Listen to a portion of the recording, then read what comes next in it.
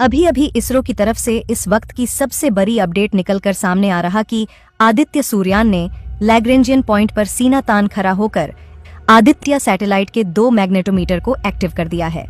अब यह सूरज समेत अन्य सभी ग्रहों के मैग्नेटिक फील्ड यानी चुंबकीय क्षेत्र की गणना करेगा, यानी 2 ग्रहों के बीच की मैग्नेटिक फील्ड और उनमें आने वाले अंतरों के बारे में बताएगा। यह मैग्नेटोमीटर 6 मीटर लंबा है, जिसे 132 दिनों के लिए बंद रखा गया था। भारतीय अंतरिक्ष अनुसंधान संगठन इसरो ने आदित्य L1 में लगे 6 मीटर लंबे मैग्नेटोमीटर बूम को सफलतापूर्वक तैनात और एक्टिव कर दिया है, जिससे ऐसी जानकारी बाहर निकल कर आया है कि इसरो के वैज्ञानिकों ने आदित्य L1 की सफल L1 बिंदु पर डालने की तरह ही आदित्य L1 में फिर से खुशी की लहर देखने को मिल रहा है। दोस्तों, अब आखिर भारत का पहला सूर्य मिशन आदित्य L1 ने हासिल की एक और बड़ी सफलता, तैनात किया ऐसा यंत्र जो ग्रहों की चुंबकीय शक्ति नापेगा। आदित्य सोलर प्रोब 11 जनवरी 2024 को L1 पॉइंट पर तैनात किया गया था। इस दौरान 132 दिनों तक मैग्नेटोमीटर को बंद रखा गया था। बूम के अंदर 2 state on off the art अत्यधिक सटीक फ्लक्स गेट मैग्नेटोमीटर सेंसर्स हैं, जो अंतरिक्ष में ग्रहों के बीच चुंबकीय शक्ति और क्षेत्र को डिटेक्ट करता है, चाहे यह फील्ड कितनी भी कमजोर क्यों न हो। ये सेंसर्स स्पेसक्राफ्ट के शरीर से 3 मीटर और 6 मीटर की दूरी पर तैनात किए गए हैं। इसरो ने भारत का पहला सौर मिशन आदित्य L1 2 सितंबर 2023 को लॉन्च होने के 127 दिन बाद 6 जनवरी को L1 बिंदु पर पहुंच गया। यह बिंदु पृथ्वी से लगभग 1.5 मिलियन किलोमीटर दूर स्थित है और अंतरिक्ष यान को लगातार सूर्य को देखने में सक्षम बनाता है। ये मिशन L1 की खास कक्षा, जिसे हेलो ऑन ऑर्बिट कहते हैं, सूर्य का अध्ययन करने वाला भारत का पहला अंतरिक्ष वेधशाला है। दोस्तों, क्या आपको सूरज के बारे सटीक जानकारी पता है? क्या सूरज के जन्म से लेकर मृत्यु तक ऐसे जबरदस्त रहस्य हैं जिससे आप लोग अभी तक इससे अनजान हैं? दोस्तों, आज की इस वीडियो में हम इन्हीं रहस्यों से पर्दा उठाने वाले हैं, इसलिए इस वीडियो के अंत तक अवश्य बने रहे। हम आपको सूर्य से जुड़े कुछ ऐसी बातें बताएंगे जिन्हें जानकर आप भी हैरान हो जाएंगे। लेकिन दोस्तों, आगे बढ़ने से पहले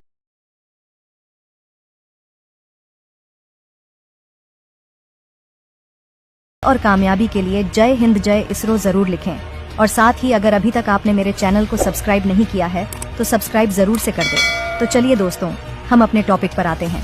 सूर्य, जिसे हम सिर्फ दिन और रात का जनक मानते हैं, वह हमारे धरती और हमारे जीवन के लिए कितना महत्वपूर्ण है।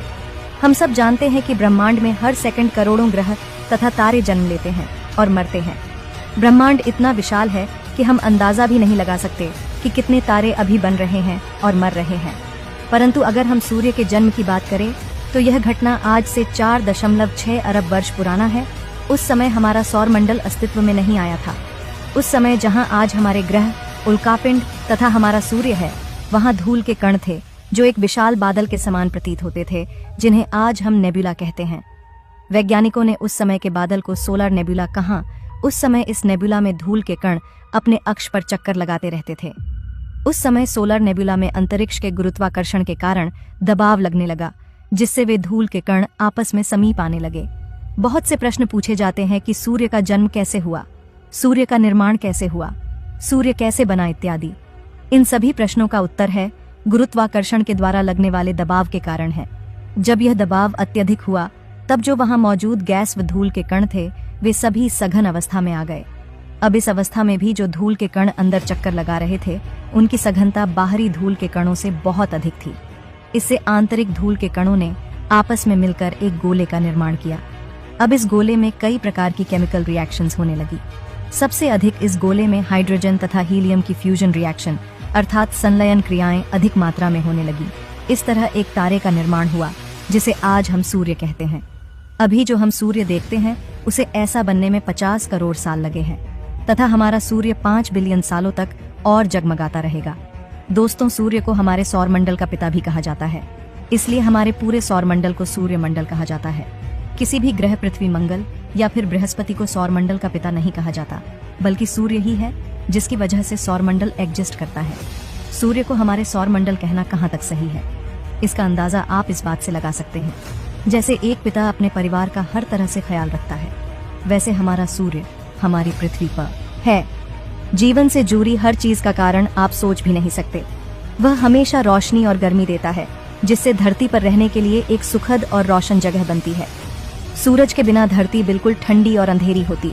सूर्य से दूर की एक ग्रह आज भी है जहाँ कोई पशु पक्षी और पेड़ पौधे नहीं होते, क्योंकि पेड़ पौधों को अपना भोजन बनाने के लिए सूरज की रोशनी की आवश्यकता होती है। क्योंकि जानवर पौधे खाते हैं या दूसरे जानवर को खाते हैं जो कि पौधों पर ही निर्भर है, यानी कि मनुष्य का जीवन भी देखें तो वह पौधों पर ही निर्भर है। और यदि पेड़ पौधे नहीं होंगे तो हमें सांस लेने के लिए ऑक्सीजन तक नहीं मिल पाएगा, और सिर्फ कार्बन डाइऑक्साइड की वजह से हमारी पृथ्वी इतना ज्यादा गर्म हो जाएगा जितना कि आज आप शुक्र ग्रह को देख सकते हैं। मतलब है कि सूरज के बिना पौधे जिंदा नहीं रह सकते और पौधों के बिना कोई जानवर भी नहीं रह सकता। लेकिन क्या आप यह जानते कि आज से 5 अरब साल बाद सूर्य अपने 40% ज्यादा चमकने लगेगा? सारे सागर, महासागर और नदियों का पानी जलवाष्प बनकर अंतरिक्ष में उड़ जाएगा और इस तरह पृथ्वी पर जीवन का अंत हो जाएगा। हमारा पृथ्वी के गुरुत्वाकर्षण के बारे में तो आप सभी जानते हैं कि पृथ्वी के गुरुत्वाकर्षण की वजह से ही हम इस पर टिके रहते हैं।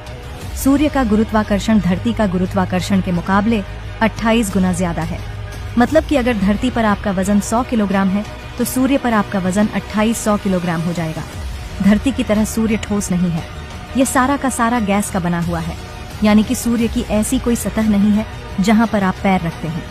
सूर्य का गुरुत्व इतना ज्यादा शक्तिशाली है कि 6 अरब किलोमीटर दूर स्थित प्लूटो ग्रह आज भी सूरज के गुरुत्वाकर्षण के कारण अपने कक्षा में चक्कर काट रहा है।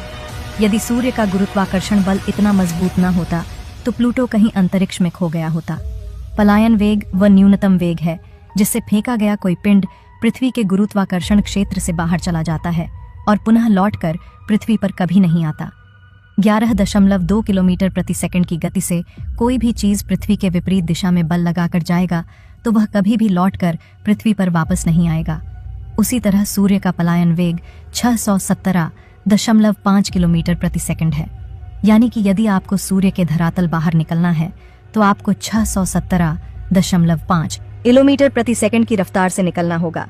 प्रकाश सूर्य से प्लूटो तक पहुंचने में 5.5 घंटा का समय लेता है और वही प्रकाश धरती पर 8.5 मिनट में पहुंच जाता है। जैसे हमारी धरती अपनी दूरी के समक्ष 24 घंटे में एक चक्कर पूरा करता है, उसी से हमारे दिन और रात बनते हैं। ऐसे ही सूर्य अपनी दूरी के समक्ष 25 दिन में एक चक्कर पूरा करता है।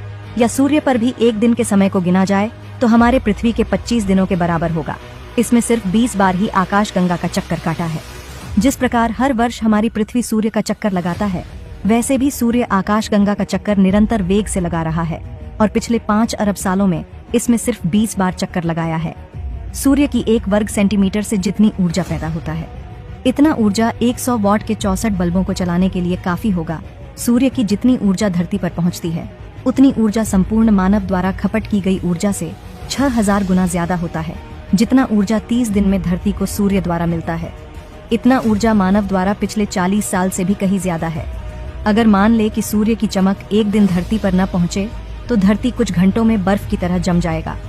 सूर्य आज सबसे अधिक स्थिर अवस्था में है और अपने जीवन के करीबन आधे रास्ते पर है।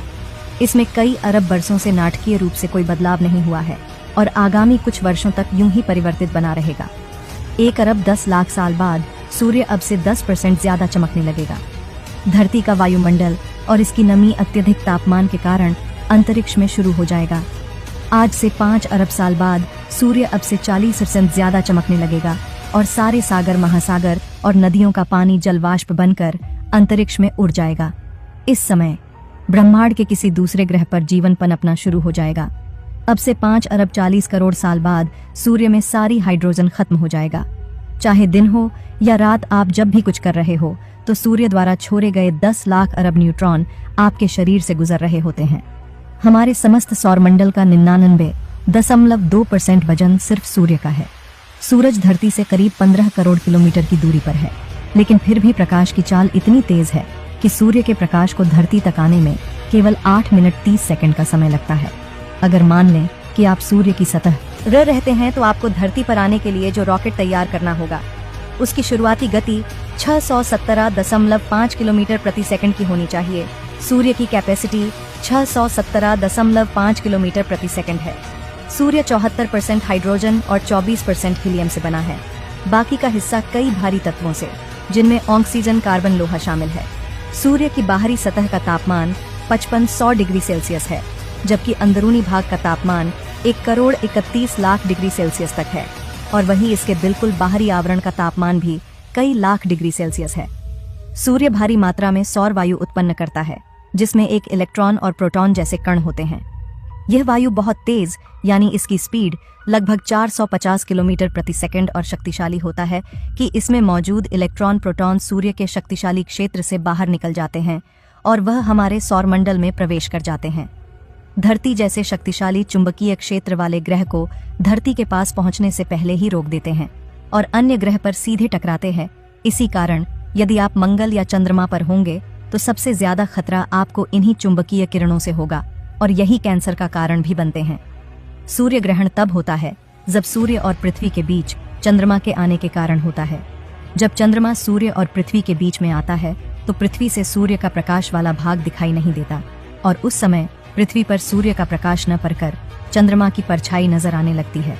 इसी स्थिति को सूर्य ग्रहण कहा जाता। सूर्य का वजन की बात करें तो सूर्य का वजन लगभग कितना हो सकता है? सूर्य का द्रव्यमान 1.989 × 1030 किलोग्राम है, जो पृथ्वी के द्रव्यमान का लगभग 3,33,000 गुना है। सूर्य का कुल आयतन 1.4 × 1027 घन मीटर है। सूर्य में पूरे सौर मंडल के द्रव्यमान का 99.8% हिस्सा है। इसके बारे में और ज्यादा जानकारी हासिल करने के लिए हमारा भारत ने आदित्य L1 मिशन को लॉन्च किया है, जो कि सूरज की बाहरी परत के बारे में स्टडी करके जानकारी पृथ्वी तक भेजेगा। दोस्तों, पूरी दुनिया में हमारे भारत का नाम ऊंचा हो, तब तक के लिए